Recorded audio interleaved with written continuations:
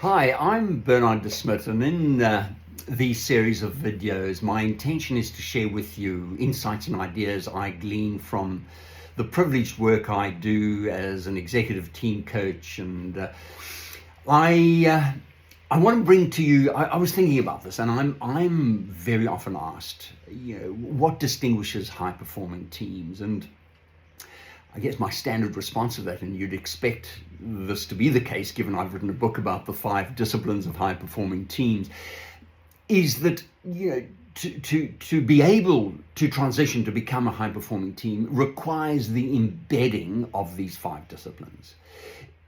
But the sustainability of performing at a high level is a very nuanced reality.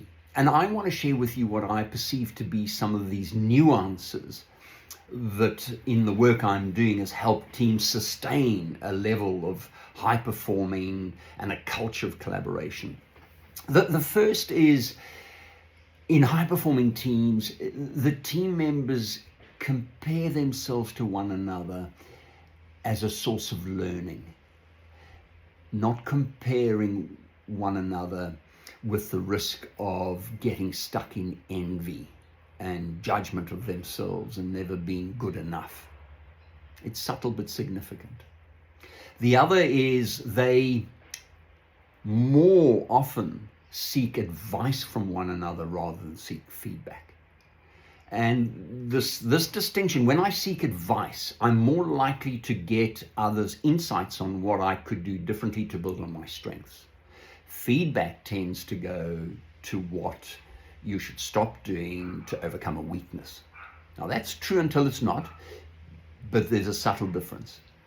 The third is sustainably high performing teams look to develop and access the wisdom, the collective wisdom, rather than developing individuals' expertise and knowledge.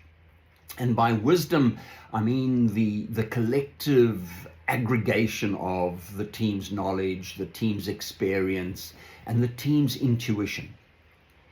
So learning is not about the acquisition of knowledge. Learning is about the accessing of the collective wisdom. The fourth distinction is around teams recognizing that sustainable transformation is more about the energy they bring rather than the depth of expertise and experience they have. Change, of course, experience and expertise is an important ingredient. It's not the determinant. The energy, the belief in, the access, the energy to bring about new possibilities is what sustains the momentum of transformation.